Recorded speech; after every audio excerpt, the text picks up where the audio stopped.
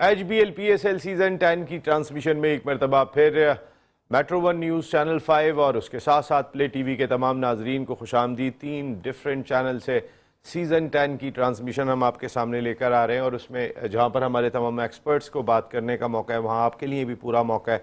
Number बार बार screen पर आ रहा है, आप बात कर सकते हैं, जो भी आपके दिल में ज़रूर बात करें। हमने एक टॉपिक रखा कि जो हर पाकिस्तानी इस वक्त इस चीज़ को बहुत मॉनिटर कर रहा है। पूरा घंटा हमने बाबर आजम के ऊपर बात की कि बाबर आजम, आखिर बाबर आजम भी 1 हो गया, 2 इनिंग हो गई, 3 इनिंग हो गई, लेकिन प्रॉब्लम में हैं और वो उन इंसाइडर्स भी बता रहे हैं कि बाबर आजम इस वक्त मेंटली बहुत ज़्यादा डिस्टर्ब दिखाई दे रहे हैं।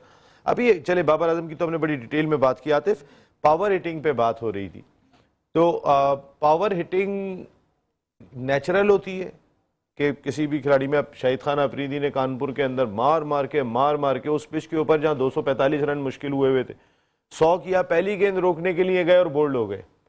हर आदमी का अपना एक खेलने का अंदाज होता है। पावर हिटिंग हर कोई नहीं करता। रज़ाक खुद अच्छी पावर हिटिंग किया करते थे, वो दौर था।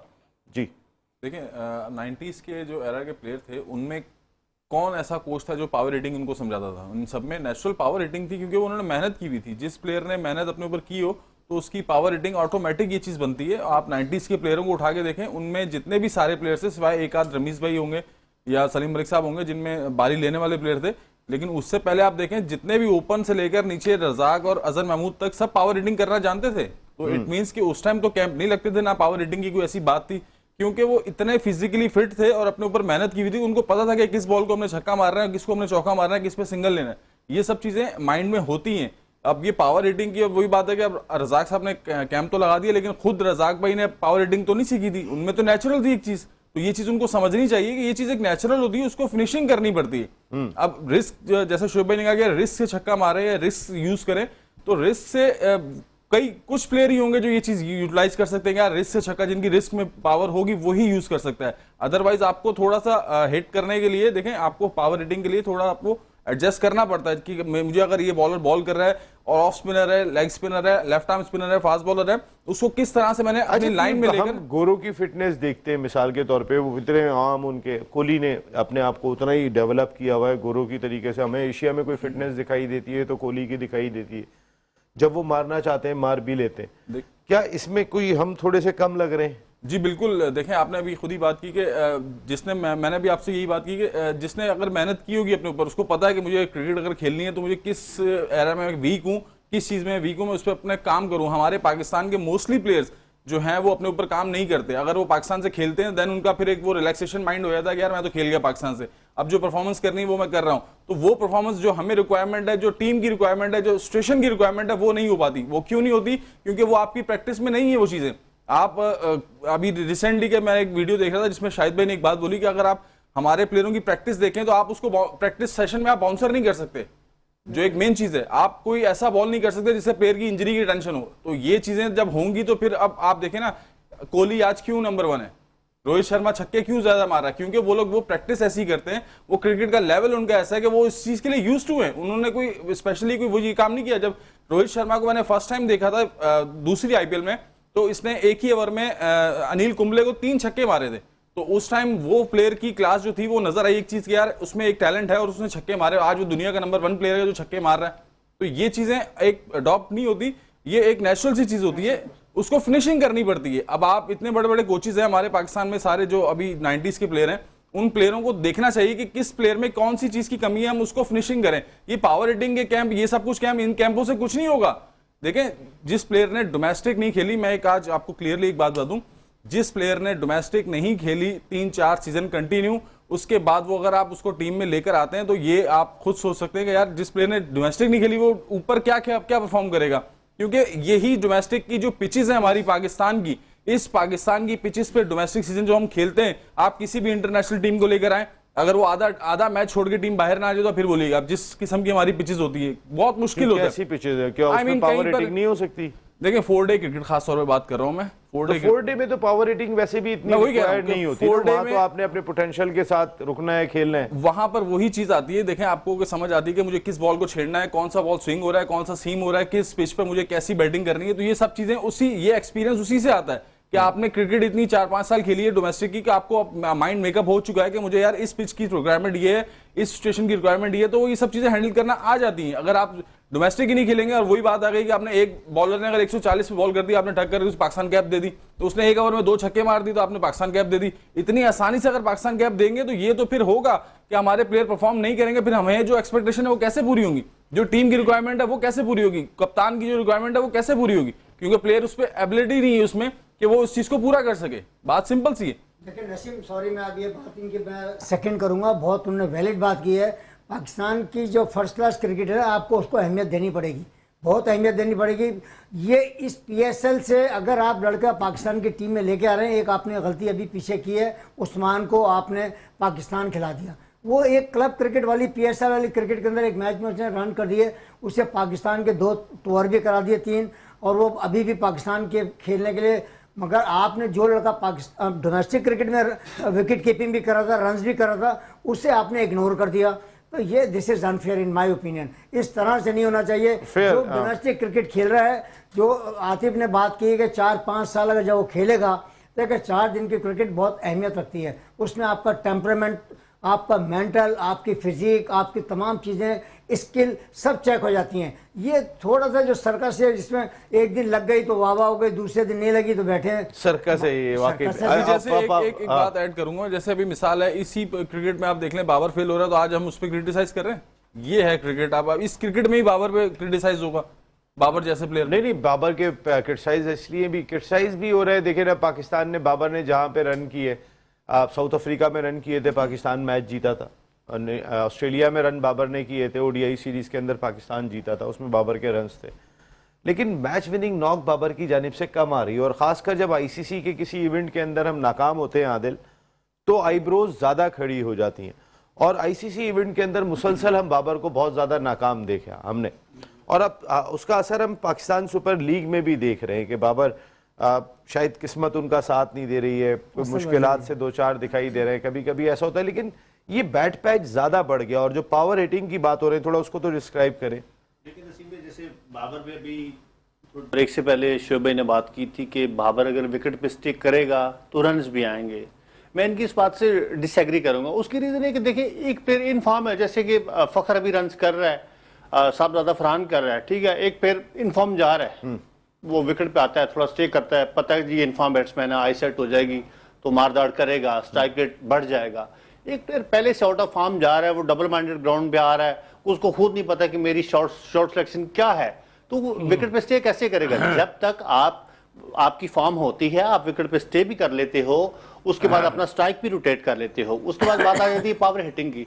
तो पावर हिटिंग मैं जैसे आतिफ भाई की बात से एग्री करूंगा कि एक नेचुरल चीज होती है। और हमने तो देखें, अब गोरे हैं, हमसे ज्यादा अच्छी पावर हिटिंग आज बांग्लादेश में है, श्रीलंका में है, एक नेचुरल चीज है। उन्होंने जमाने के हिसाब से आज की क्रिकेट को अडॉप्ट किया, और हम आज भी वो 20 साल पुरानी क्रिकेट में जी रहे हैं।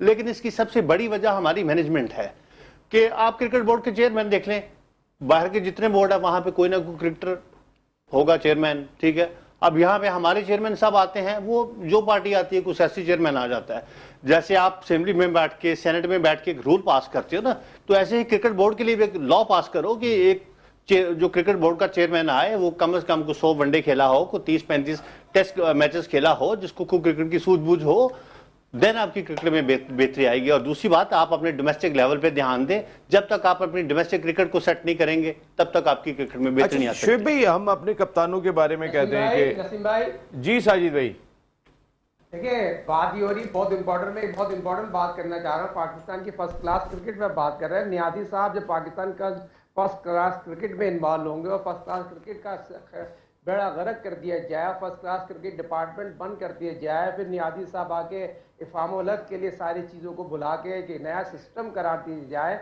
ये पहले इस पर तो बात कीजिए। इतना बड़ा इशू हो रहा है, इस पर तो बात ही नहीं हो रही। ये मिसबा उलग के बेटे की बात की जा रही है, जो उनके कज़न है नियाजी साहब के। पाकिस्तान के ऊपर बात हो रही है क्रिकेट के बाद, जिन्होंने क्रिकेट पाकिस्तान की फर्स्ट क्लास क्रिकेट डिपार्टमेंट के क्रिकेट बंद हो गई, और मौजूदा क्रिकेट के हालत पर बात नहीं हो रही। जो नियाजी साहब ने एक नई चीज ग्रेड 2 में एक नई चीज लिया है। पहले आप बताइए किसने ये जो है तमाम चीजों को जो ग्रीन सिग्नल दिया, जो इससे पहले भी तमाम अंडर 19 भी मिसबाह उल हक के बेटे को इकबाल उल हक को खिलाया। मैं उस बच्चे में खिलाफ नहीं हूँ, उसमें टैलेंट होगा, अंडर 19 तक होगा, मगर ग्रेड 2 में पूरे पाकिस्तान में एक नई चीज आ गई है। इस पे तो बात करें ना, ये फर्स्ट क्लास क्रिकेट जो करा रहे हैं वो क्या सही करा रहे हैं? अभी बहुत इंपॉर्टेंट बात कर रहे थे, grade 2 is not first class. तो भाई तो रूल तो फर्स्ट क्लास, देखे कोई ये बात हो गई ना, फिर बात तो वही हो गई ना, फर्स्ट क्लास क्रिकेट चला कौन रहा है?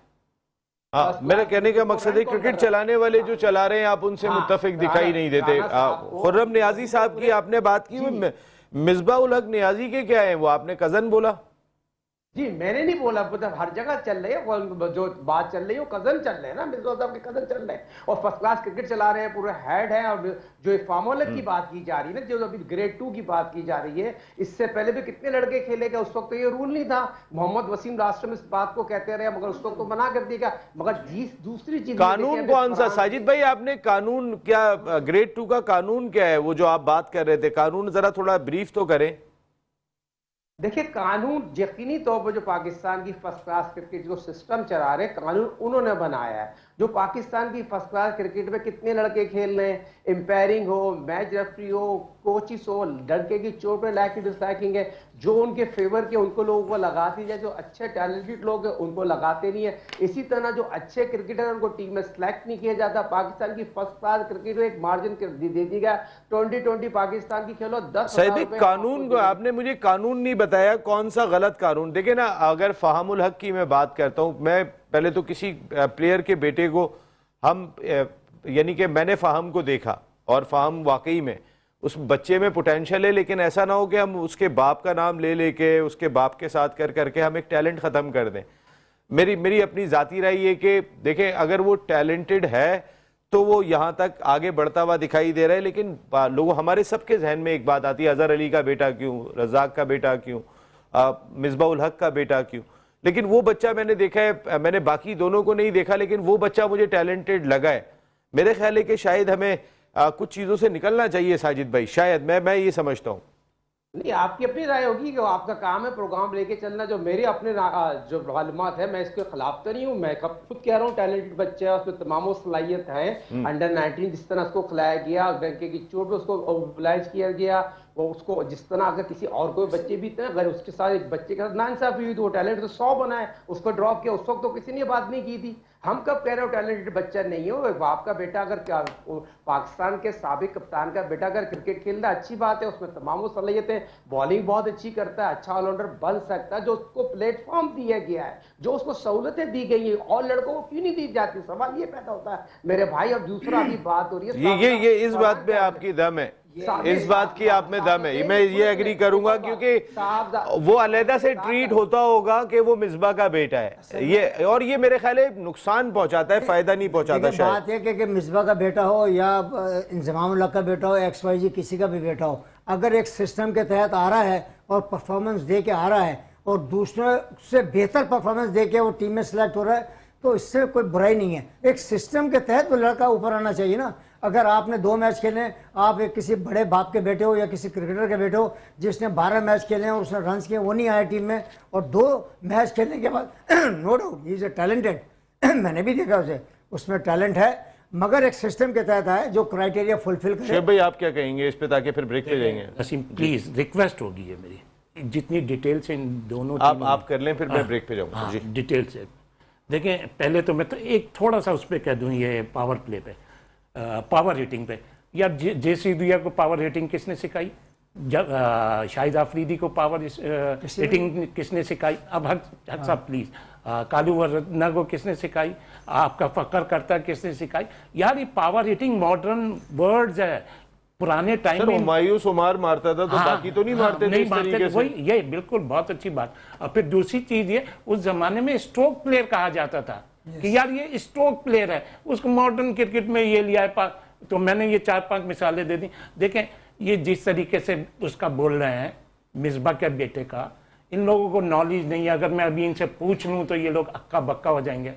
आपको पता है अंडर 19 के ट्रायल मैचों में उसने कितने रन्स करे? कितने बताइए? 53 किए, 50। हाँ, तो फिर क्या, जब ट्रायल मैच में आप 50 ट्रायल मैच देखिए, बाहर ट्रायल मैच में आया कैसे आएगा? उस परफॉर्मेंस पे उस क्राइटेरिया को फुलफिल करता हुआ है हाँ, मैं तो आपसे उस पूछ पर आएगा। हाँ, उससे पहले जब अंडर 19 होती है तो अंडर 19 में वो पाकिस्तान के उसमें तीसरे नंबर पे, लाहौर से नंबर 1 पे, तो क्या वो पाकिस्तान कैंप में नहीं आएगा? जब पाकिस्तान ट्रायल मैच होंगे वो 90, 100, 50, 90, 100, 50 करेगा तो आप उसको सिलेक्ट नहीं करेंगे? मैं ये कह रहा हूं अगर किसी को बोलने के लिए तो उस पर पूरी वर्किंग करी जाए और डिटेल से बोला जाए। और जहां तक ये बात है, मैं गारंटी देता हूं रजाक का बेटा बहुत अच्छा है और वो किसी टाइम भी T20 या वनडे अगर वो खेलता है तो वो डिजर्व करता है। बाकी अभी जैसे एक राणा साहब ने बोला तो मुझे तो खुशी है, राणा साहब ने क्या बोला, मैं शोएब भाई की बात से डिसएग्री करता हूं। दिल पे ले गए ये बात? नहीं, मैं उसको क्लियर कर रहा हूं, मैं दिल पे थोड़ी,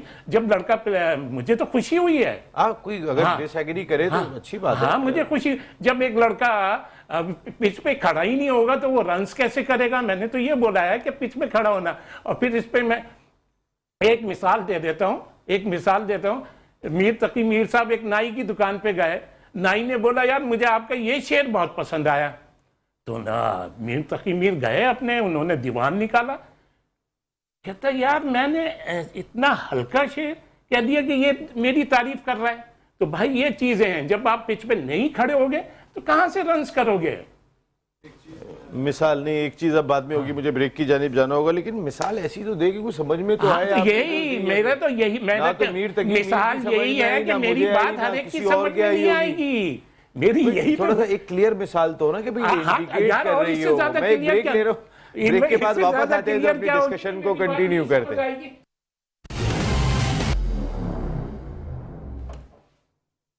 जीतेगा पाकिस्तान IPL PSL सीजन 10 की ऑल इंपॉर्टेंट ट्रांसमिशन में एक मरतबा फिर आपको खुशामदीद कहते हैं। मुकाबला जारी है इस वक्त मुल्तान सुल्तान्स वर्सेस इस्लामाबाद यूनाइटेड और इस वक्त की सूरत हाल ये कि 77 रन 2 विकेटों के नुकसान पर 8.1 ओवर के खेल में मुल्तान सुल्तान्स ने बना लिए हैं, जिसके सामने 203 रन का हदफ है।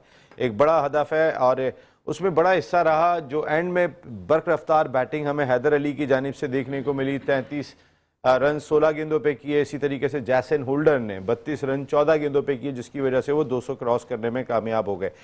दूसरी जानिब थोड़ी सी बात ज़रा IPL की मैं कर लेते हैं। अभी हमने आपको बताया था कि मैच टाई हो गया था राजस्थान रॉयल्स और दिल्ली कैपिटल्स का, और ये खेल का हिस्सा है, मैचेस टाई होते हैं। लेकिन जिस तरीके से आईब्रोज खुद इंडियन क्रिकेट बोर्ड ने खड़े किए हुए हैं और जिस तरीके से वो खुद जो है वो मॉनिटर कर रहे हैं, उन्होंने अलर्ट जारी किया है तमाम लोगों के लिए, तो एक इबाम सा ज़रूर सारी दुनिया की क्रिकेट में पाया जाता है। क्रिकेट खेल में जहाँ कुछ भी हो रहा हो, बांग्लादेश में करप्शन की तहकीकात हो रही है, इवन के उनके क्रिकेट बोर्ड के दफ्तर के ऊपर छापा मारा एंटी करप्शन ने और जाके डॉक्यूमेंट्स वगैरह अपने कब्जे में कर लिए।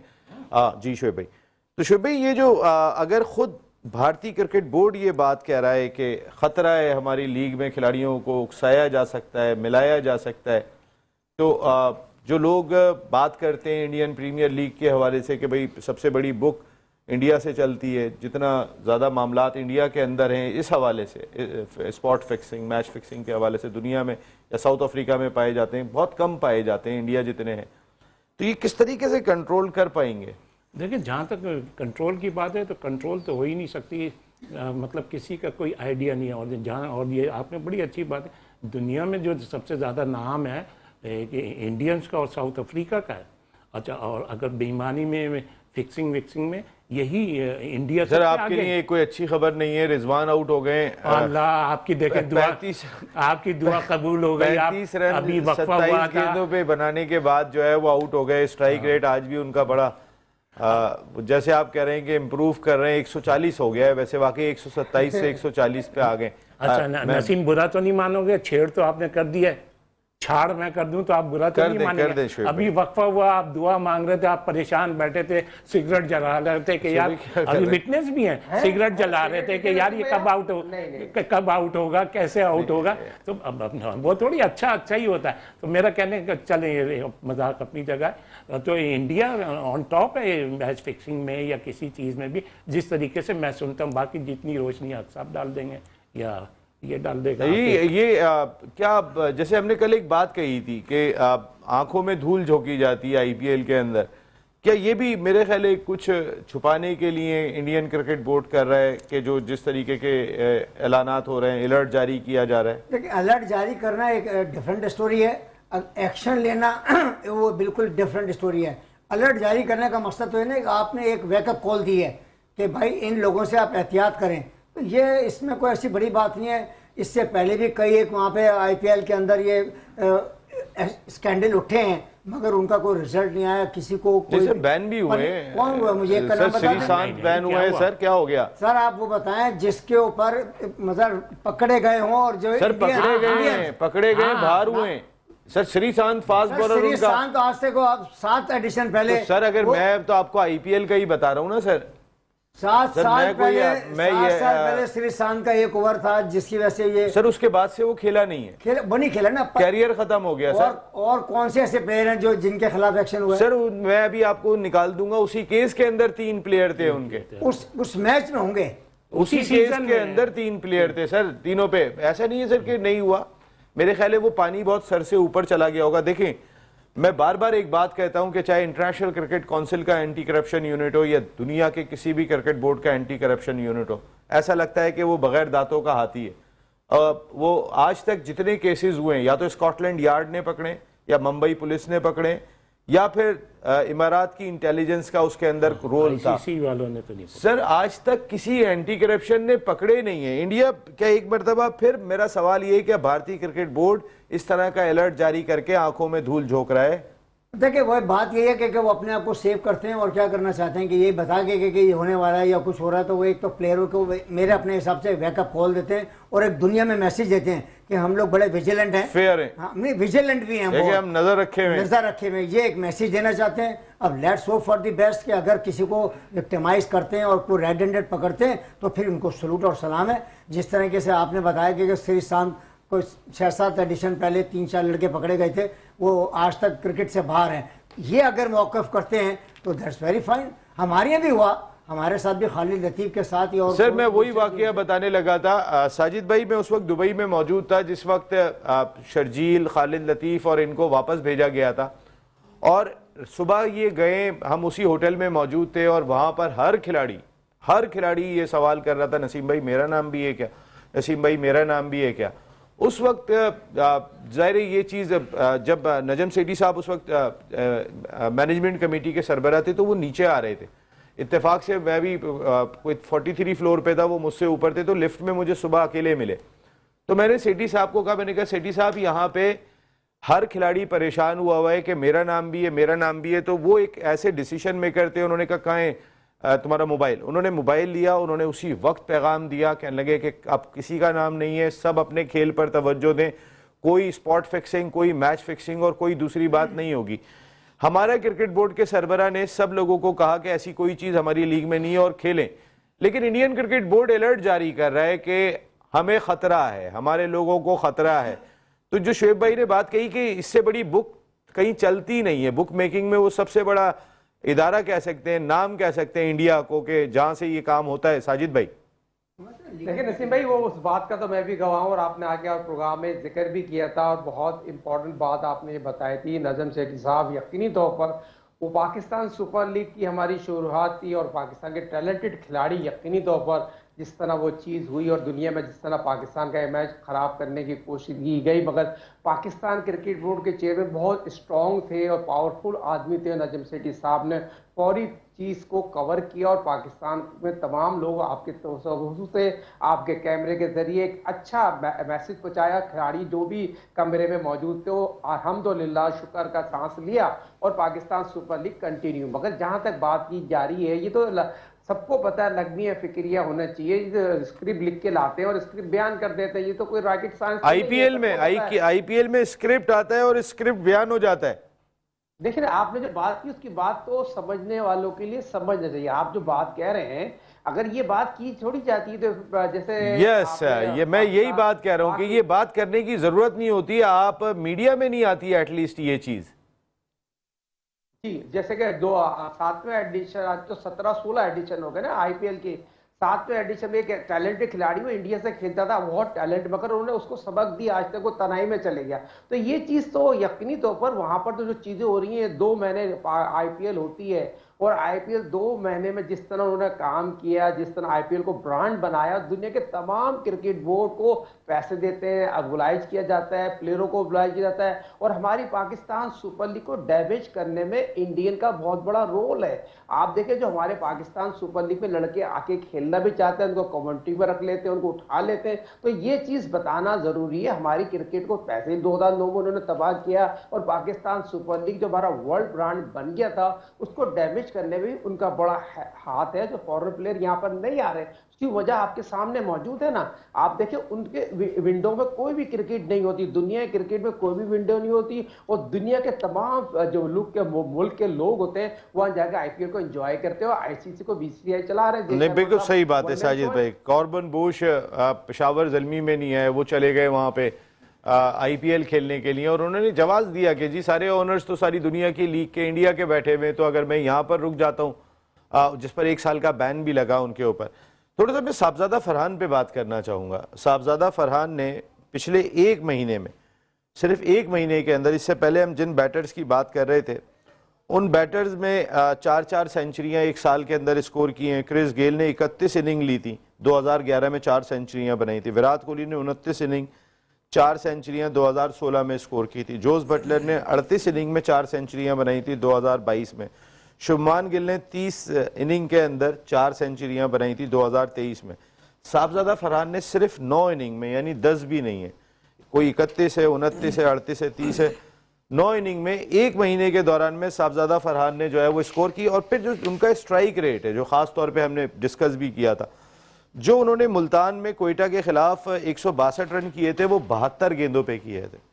162 नॉट आउट रन 72 गेंदों पे। जो उन्होंने 113 रन लाहौर वाइट्स के खिलाफ किए थे वो 59 बॉल्स के ऊपर किए थे। 148 जो उन्होंने एबटाबाद के खिलाफ किया था वो 72 बॉल्स पे किया था। ये मेरे ख्याल है ब्रांड मैच कर रहा है हमारा इस वक्त। जी बिल्कुल, जिस तरह से साहिबजादा फरहान की बात कर रहे हैं आप, तो उसने माशाल्लाह 3-4 साल से कंटिन्यू डोमेस्टिक में परफॉर्म किया। मैंने अभी आपसे यही बात की थी कि जो लड़का डोमेस्टिक में परफॉर्म करेगा वो ऊपर आके 110% परफॉर्म करेगा, क्योंकि वो डोमेस्टिक सर्किट इतना अच्छा खेल के आ रहा है और कंटिन्यू 3-4 साल से वो परफॉर्म कर रहा है। उसकी परफॉर्मेंसेस के ढेर लगे हुए हैं, लेकिन उस बच्चे के साथ ज्यादती हो रही थी कि उसको खिलाया नहीं जा रहा था। बात वही है कि वही लॉबी सिस्टम था, लाइकिंग डिसलाइकिंग थी, और कुछ हमारे प्लेयर्स की वजह से जो टीम डैमेज रही है 2 साल, इस वजह से उस प्लेयर को मौका नहीं मिला। अब उसको मौका मिल रहा है, वो प्योरली अपनी जो उसकी क्रिकेट का लेवल है वो शो कर रहा है। इवन के उसने इंटरनेशनल क्रिकेट में भी शो किया, डोमेस्टिक में भी किया, इवन पीएसएल में भी कर रहा है। 100-150 वो कर चुका है। तो ये होती है परफॉर्मेंसेस। वजह ये है, इसका रीजन सिर्फ एक, साहिबजादा फरहान कोई ऊपर से नहीं आया, लेकिन क्या है कि उसने डोमेस्टिक खेली भी है। मैंने फिर वही बात कहूंगा, डोमेस्टिक का खेलना, 4 साल 5 साल प्लेयर का खेलना, उसके बाद जो आप उसको इंटरनेशनल खिलाएंगे तो वो ऐसे ही परफॉर्म करेगा। उसकी 100 जो उसने किया है कल के मैच, परसों के मैच में, उसको 100 देखें, उसकी हर हिट में नजर आ रहा था कि यार कितना कॉन्फिडेंट खेला और कितना क्लीन हिटिंग की है उसने। तो ये चीजें होती हैं किसी भी प्लेयर को ऊपर लाने के लिए। अगर आप उसको डोमेस्टिक अच्छा सीजन खिलाते हैं, और उसके साथ तो ज्यादा थी ना, तो वो उसमें एक चीज थी कि मुझे करना है। उसने हर सीजन में 1000 रन प्लस रन किए। 4500 रन उसके डोमेस्टिक क्रिकेट में है, 4500 रन। उसके बाद ये इस क्रिकेट के अंदर आया है और इसमें भी कंटिन्यूअसली वो रन्स कर रहा है। 4500 सर, अभी मैं साहबजादा फरहान पे आपसे भी दोनों से राय लूंगा। एक ब्रेक लेते हैं, ब्रेक के बाद वापस आते हैं। तो थोड़ा साहबजादा फरहान कुछ अच्छा कुछ दिखाई दे रहा हो तो उस पर तो बात करें ब्रेक के बाद। मेट्रो वन न्यूज़, हर पल की खबर। पाकिस्तान इंशाल्लाह जीतेगा। पाकिस्तान प्लेयर तलाश करने हैं, हमने नए प्लेयर्स लेके आ रहे हैं। जैसे करुण नायर, मैं इतना ज़्यादा उनके बारे में नहीं जानता, लेकिन क्या वो हिटिंग कर गए, किस अंदाज से वो बुमराह को 1 ओवर में 2 छक्के 2 चौके मार के वो बताते हैं कि इस वक्त दुनिया के टॉप बॉलर के खिलाफ भी वो अटैक करने को तैयार हैं। और सारे एक नहीं कई सारा टैलेंट दिखाई दे रहा है। लेकिन अभी हमारे यहाँ पर थोड़ी सी बहस चल रही थी, हमारे जो क्रिकेटर्स के बच्चे खेल रहे हैं उनमें अगर जो टैलेंटेड है और जो परफॉर्म कर रहा है उसको होना चाहिए, वो इस वजह से बाहर नहीं हो जाना चाहिए। मुझे जावेद मियादाद साहब के अल्फाज याद हैं, उन्होंने कहा था कि मैं जब क्रिकेट खेला करता था तो बहुत सारे प्लेयर्स ऐसे होते थे कि मैं 1 रन लेके उधर गया, वो टेम्पो तोड़ दिया करते थे, 5 गेंदें रोक लिया करते थे। कह रहे कि शुएब मोहम्मद को मैं एक मार्जिन देता था क्योंकि उनके पीछे हनीफ मोहम्मद साहब का नाम था। वो जिस प्रेशर में उन्होंने क्रिकेट खेली है वो बड़ी मुश्किल क्रिकेट खेली है। तो प्लेयर के बेटे के लिए क्रिकेट इतनी आसान नहीं होती, वो मुश्किल क्रिकेट होती है क्योंकि हर आदमी एक तनकीद की निगाह से देख रहा होता है। आप कुछ कहना चाह रहे थे आतिफ? देखिए जिस तरह अभी आपने बात की, मैं सिर्फ पहले एक सवाल करूंगा, सारे यहाँ गेस्ट हमारे बैठे हुए हैं, होस्ट उनसे पूछिएगा इस सवाल का जवाब कि इंडियन क्रिकेट टीम का कौन सा ऐसा प्लेयर है जिसका बेटा इंडियन टीम में? क्या उनकी कमी है उनके प्लेयरों में? सचिन का बेटा नहीं आ सका। मैं वही कह रहा हूँ कि कौन सा ऐसा इंडियन प्लेयर है 90 से लेकर और सुनील गावस्कर का बेटा खेल के गया है सर, खेल के गया, उसमें टैलेंट पूछ तो रहा है। टैलेंट होता है। एक दो मैच खेले टेस्ट मैच तो खेले ना, कंट्री को तो टेस्ट मैच हैं? खेला। अरे यार छोड़े, अरे इस मैच में मत जाए, टेस्ट में नहीं खेला है, टेस्ट में नहीं टेस्ट खेला। में नहीं खेला है यार, गावस्कर का बेटा हाँ, टेस्ट में नहीं खेला। नहीं खेला है। चल रहे रोहन गावस्कर नहीं खेला टेस्ट मैच। फिर क्या खेला है वो? वो साइड में टीम के साथ वो ऑस्ट्रेलिया में टेस्ट मैच खेला है। छोड़े यार आप लोग। अजी आते आप बात कर रहे थे। सर एक मिनट, मैं बात करना चाह रहा हूँ। नहीं तो बात वो कर रहे हैं आप जिसका वो हो। सर बात यार करने ठीक है, दें। कोई बात तो करने बात दें। करो यार। देखिए बात ये है कि मैंने अच्छा एक बात- बहुत वो टेस्ट मैच ऑस्ट्रेलिया में खेला। अरे सर मान क्या अभी दिया? अपनी बारी पे please मैं कोई मुझे तो- जबरदस्ती सर, थोड़ी मुझे तो बनवा बोलने रहा हूं। दें, सर मुझे तो बोलने दें। हाँ तुम सही कह रहे हो। सर उसने टेस्ट नहीं खेला, उसने 11 ओडीआई खेले, 151 रन तो इंडिया से खेला ना। अबे यार, अभी इंडिया टेस्ट खेला। मैच की बात हो रही है चलो, कि मैं- उसने वनडे मैं खेला, टेस्ट नहीं चलो, मैं खेला। गलत कह गया। खत्म हो गई बात। हाँ तो इंडिया को रिप्रेजेंट करा या नहीं इंडिया करा? रिप्रेजेंट, आप टेस्ट मैच की बात कर रहे हो, मैं आप आपने अभी टेस्ट की बात की थी ना सर, तो मैं टेस्ट गलती मैच मान टेस्ट मैच ली, कह रहा हूं। लेकिन इंडिया को तो रिप्रेजेंट करा ना। मैं कब कह रहा हूं, नहीं कह रहा हूं। वो भी कह रहे थे कह रहा हूं। सर। अरे तो भाई मैंने कह तो अरे रहा हूं। सर आपने एक लड़का गिनवाया, यहाँ पाकिस्तान में लाइन लगी हुई है। ओ कोई यार, किसी का भतीजा है, कोई किसी का बेटा है, कोई किसी का मोहिंदर साला अमरनाथ और है, कोई सुनील किसी का है। एक ठीक है? मिनट यार, अगर आप बहुत मेरे को मुझे बात पकड़ना तो करने दें। हाँ नहीं, आप अपनी बारी में बात को कीजिएगा। क्लियर कर सर, दो। यार, मोहिंदर शोएब भाई- अमरनाथ के बाप का नाम क्या शोएब था? भाई बात करने दें मुझे, फिर उसके बाद नसीम अपनी बारी पे बात राजपूत, कीजिएगा। नसीम देखिए राजपूत। मैं एक बात जानता हूँ, भाई था हाँ, और उसके- लाला अमरनाथ, ये किसके बेटे हैं? मोहिंदर और वो सुरिंदर। फिर गॉयकॉट के बेटा। तो ये ऐसे बोलो अरे यार सर बात तो करने दें मुझे। हाँ तो ये आप कह रहे हो ना, अपनी तो- बारी में जो मैं बात कर लूँ उसके बाद आप बात कीजिएगा। चले यार, सुन तो ले, सबका टाइम मैं अभी देखिए यही सर, तो हम भी कह रहा हूं इसी- कि ये लोग नहीं खेले इंडिया के। बॉस मैं भी और- इसी सर्किट से गुजर के आया हूं। मैं अंडर 19, 16, 17 सब खेलता हुआ आया हूं। जब एक अंडर 19 लेवल पे आप ट्रायल ले रहा है कोई भी कोच, और उस ट्रायल के ऊपर कोई बड़ी गाड़ी पे बच्चा आता है, ठीक है, तो उस पे आपको फेवर देनी पड़ती है क्योंकि वो डंडा होता है, जो सिंपल सी बात है, क्लियरली। ठीक है, अगर आप फेवर नहीं देंगे, आपकी जगह कोई और कोच खड़ा होगा, वो बच्चा खेलेगा, आप बाहर हो जाएंगे। ये शुरू से बात है, ठीक है। उसके बाद आप देखें, अगर एक टेस्ट प्लेयर का या एक बड़े नाम का प्लेयर का बेटा होगा तो क्या उसको फेवर नहीं मिलेगी? कौन सा ऐसा कोच है जो मुझे पाकिस्तान में बता दें जिसने किसी प्लेयर के बेटे को बाहर किया हो? चले आदिल, आप भी इस पे मौक़िफ़ दीजिएगा। देखें नसीम भाई, आपने जैसे अभी शोएब भाई ने बात की कि फ़ाहम और रज़ाक के बेटे की तारीफों के पुल बांध दी है, तो शोएब भाई आप माशाल्लाह क्रिकेट को बड़ी नज़दीकी से जानते हैं, समझते हैं। आप मुझे ये बताएं कि एक यहाँ पे पाकिस्तान में क्रिकेटर के बेटे आ रहे हैं, ठीक है, जैसे कि आतिफ भाई ने बात की है। दूसरे एक आम अंडर 19 में जैसे जी फाहम आ गया, 2-3 50 से वो आ गया, एक लड़का सारा साल परफॉर्म कर रहा है, ठीक है, उसकी सेंचुरीज भी एक आधी हैं, उसकी 50 भी 4-5 हैं, और जब टूर जा रहा है तो उसमें क्रिकेटर का बेटा जा रहा है। ऐसा क्यों? अगर वो किसी क्रिकेटर का बेटा ग्रेड 1 में खेल रहा है, 2 में या अंडर 19 में आ रहा है, किसी लड़के की जरूरत नहीं होती कि उसके सामने बोले। उसकी वजह का एक डर रहता है कि यार इसके सामने बोलेंगे ये क्रिकेटर का बेटा, कैरियर खत्म हो जाएगा। अनवार भाई आप भी कह रहे थे। नहीं ये मेरे से मैं जवाब नहीं दूं। अच्छा, सबके सवाल जमा कर ले, फिर एक ही साथ फिर खत्म करेंगे। नहीं यार, ऐसे कैसे? जवाब एक मिनट ये बताएं, इस सीजन में रज़ाक के बेटे ने कितने रन करे?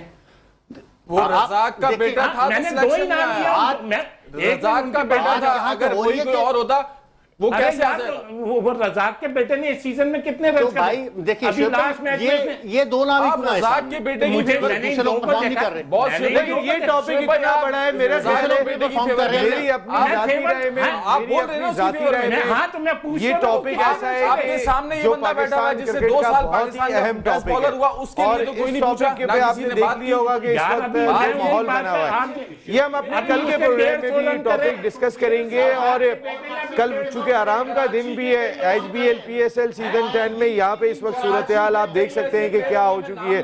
लेकिन यहाँ नसीम राजपूत अपनी पूरी प्रोडक्शन टीम के साथ चाहता है इजाजत। कल 10 बजे आएंगे तो फिर इन प्लेयर्स के बच्चों पे खास तौर पे स्टैट्स के साथ आके बात करेंगे। और शोएब भाई बिल्कुल सही बात है। शोएब भाई thank you very much. Anwar भाई आपका बहुत शुक्रिया। Atif thank you very much. And Adil भाई आपका बहुत शुक्रिया। साजिद भाई आपका बहुत शुक्रिया। कल इस टॉपिक को और करेंगे। आपने देख लिया होगा ये टॉपिक जरा थोड़ा सा मौजूए बहस बना हुआ है। अल्लाह निगहबान।